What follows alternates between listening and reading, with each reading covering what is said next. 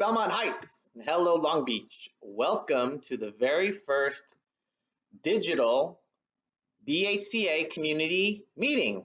I'm really excited to have you here, and I hope you enjoy it. This presentation was actually supposed to be done in March, but due to the COVID-19, obviously it was postponed. So we're here. I've grown a little funny mustache to bug the people in my house. Is there anything fun you guys are doing at home? I hope you guys are having a good time at home and being safe, okay? So let's get started. Hello, is it me you're looking for? Hey, my name's Derek Muska. I am your new 2020 Belmont Heights Community Association president. And as you can see, I have a phone number and an email. So if you want to say hello to me, give me a ring or send me an email, and I'll always do my very best to help you find out information and get you resources you need, okay, within our community. Okay, so pause the video if you need, write it down, and I will chat with you soon. A little bit coming up next, we have Dr. Greg Hendricks, the Vice President of the Historical Society of Long Beach. He's going to be making a digital presentation on the 1933 Long Beach earthquake. I wanted to give him a big shout out. He's been working on this presentation, how to give it to us digitally for our membership and our community, so we can have something to do during the stay-at-home order. Okay, also, hey, COVID-19, obviously we got to talk about it.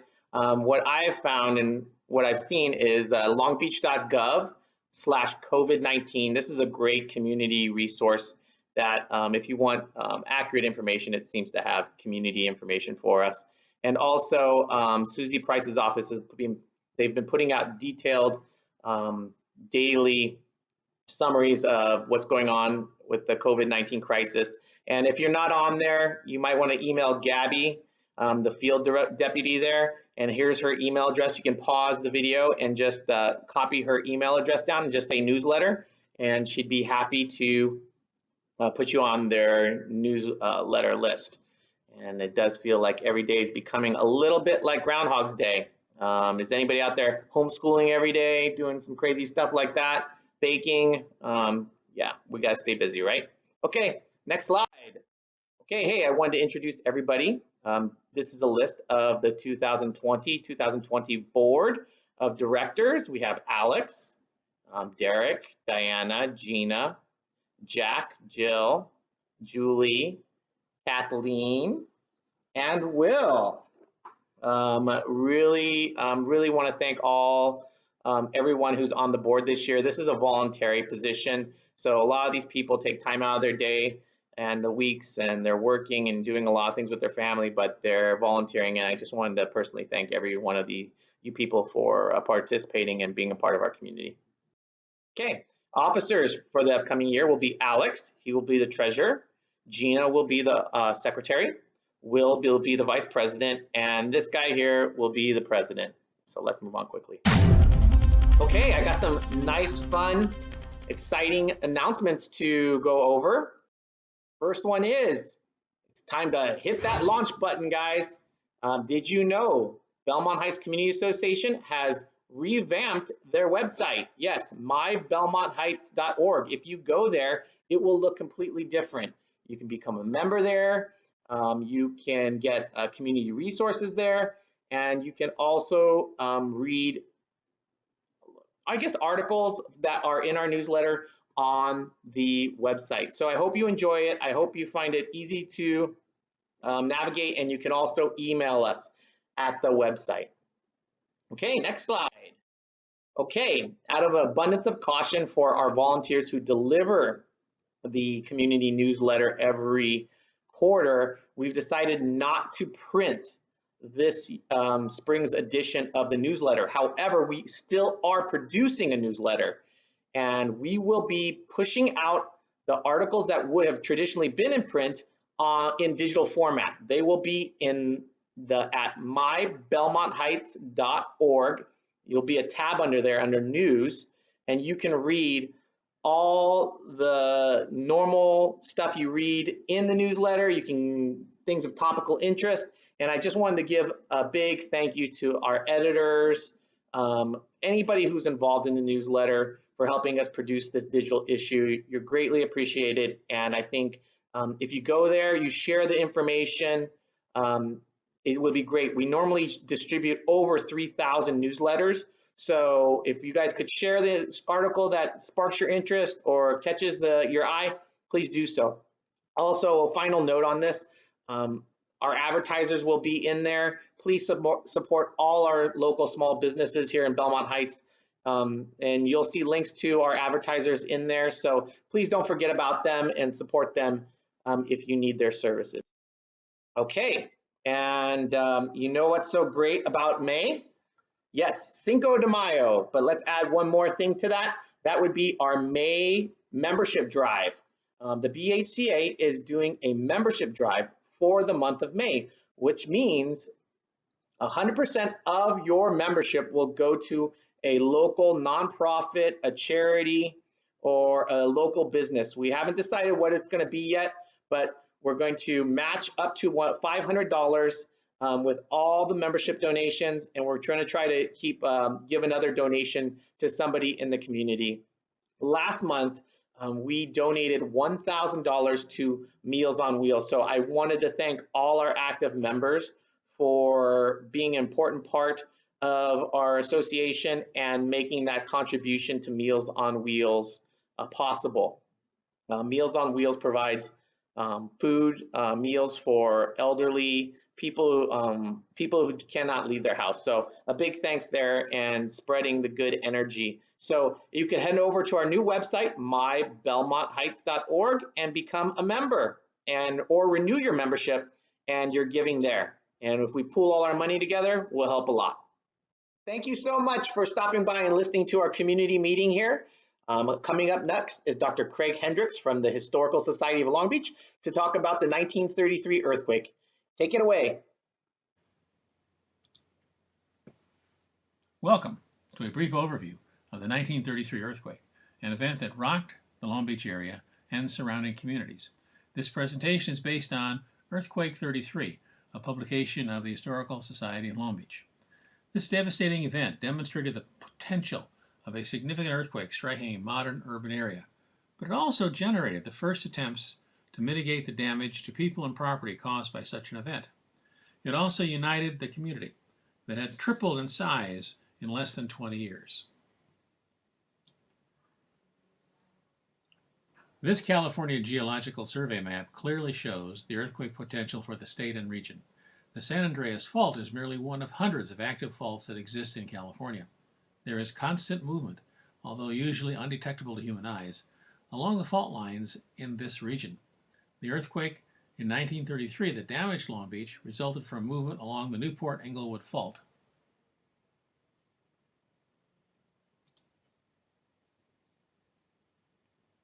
This California Geological Survey map demonstrates the intensity of ground shaking experienced in local areas as a result of the March 10, 1933 earthquake. The intensity differed along a scale of 1 to 12, with 12 resulting in an assessment of, quote, total damage, waves seen off the ground, objects thrown into air. The smaller map shows that the Long Beach area suffered damage in the 6 to 9 scale, with 6 indicating earthquake felt by all, some damage to plaster, 7 indicating people run outdoors, damage to poorly built structures, 8 indicating well-built structures slightly damaged, poorly built structures suffer major damage, and 9 indicating buildings shifting off foundations. The larger map also indicates that the area experienced a 5.4 earthquake as measured on the recently developed Richter scale about 7 months later on October 2nd, 1933. This drawing indicates the general area affected by the March 10th earthquake. Originating several miles offshore from Seal Beach, the quake rumbled through Long Beach, Compton, southeastern Los Angeles, Linwood, Bellflower, Artesia, and sections of Norwalk and Southgate. Striking a few minutes before 6 p.m., the tremor lasted about 10 seconds and is usually described as a 6.3 earthquake. In just a few seconds, hundreds of brick and mortar buildings collapsed or were severely damaged, killing more than 120 persons. Several dozen additional fatalities were recorded in other cities. The damage estimates varied from $40 million to $50 million, which is about $500 million in 2018 dollars.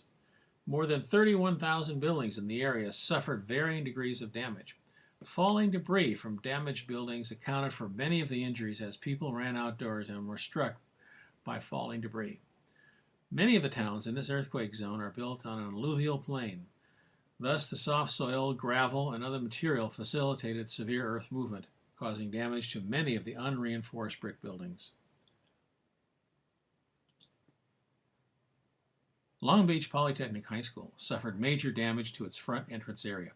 It is one of 50 public schools in the city to suffer significant damage as stucco facades and brick walls were shaken down. If the earthquake had struck a few hours earlier, thousands of children would have been in their classrooms, and the casualty toll may have been much higher. The city's population grew dramatically from 1920 to 1933, tripling to about 170,000. The demand for new schools meant that more than 25 were built between 1918 and 1933. In the aftermath of the damage caused by the quake, some suspected that school construction needed to be reviewed. One of the first results of such evaluations was that the Office of the California State Architect was given approval authority on all new school construction.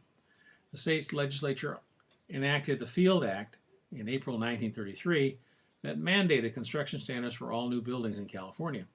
Despite earlier damaging earthquakes in California, such as San Francisco in 1906 and Santa Barbara in 1925, building codes and other regulations did not reflect the dimension of the problem.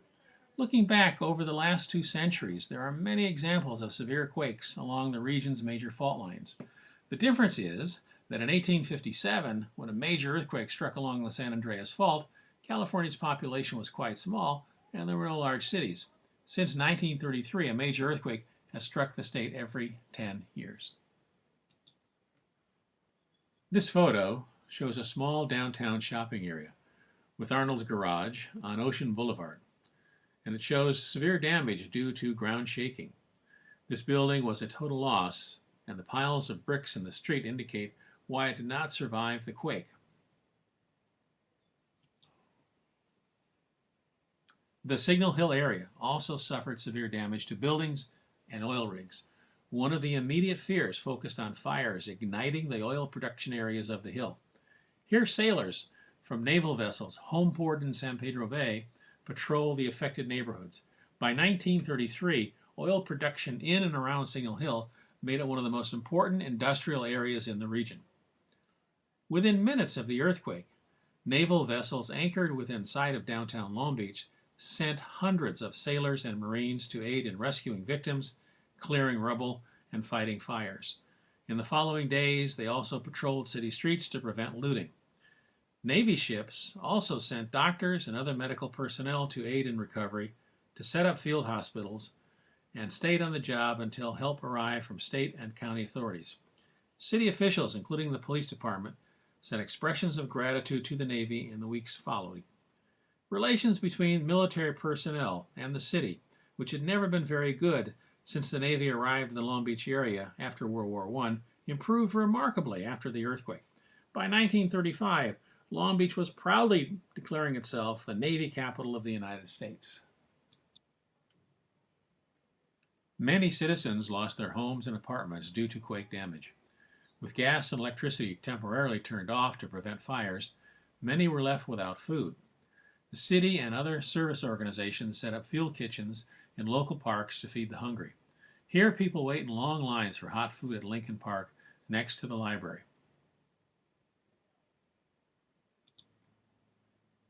Here is another example of devastation caused by the quake. Trinity Lutheran Church on 8th Street and Atlantic Avenue is one of dozens of church buildings severely damaged in Long Beach. Once again, unreinforced masonry construction collapsed due to severe ground shaking.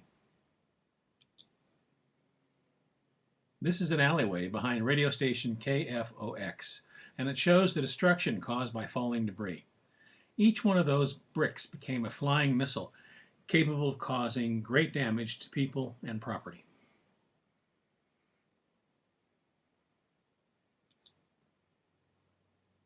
In the days immediately following the event, Long Beach officials became determined to downplay the effects of the earthquake. By the early 1930s, the city had blossomed into a major tourist attraction on the West Coast. Visitors from Midwestern states such as Iowa and Nebraska burnished its reputation as a seaside resort. A well-known amusement zone, the Pike, featured thrill rides, restaurants, dancing, and beach accommodations. There were beauty pageants, sea festivals, and sport fishing as well. The Pacific Electric trolley cars brought local day tourists from all over Southern California. The city was attracting national conventions with its recently opened municipal auditorium. The Los Angeles Times, always careful to protect and enhance the reputation of its city, had labeled the events of March 10th as the Long Beach earthquake, although damage was widespread throughout the southeastern section of Los Angeles County. To reassure possible convention visitors and other commercial interests that Long Beach was open for business, the local Chamber of Commerce hired a photographer to take photos of the downtown area of the city from the air. The notarized pictures were then circulated nationwide to press outlets and travel agencies to reassure the public. As we think about the 1933 earthquake, it is clear that earthquakes are not only a part of Long Beach's history, but of its future as well. The geologic situation has not altered since 1933, and we can expect earthquakes of varying intensity in our future. Although building construction and emergency services have greatly improved over the last decades, preparation in terms of supplies and planning can make a huge difference when the next severe earthquake strikes our area.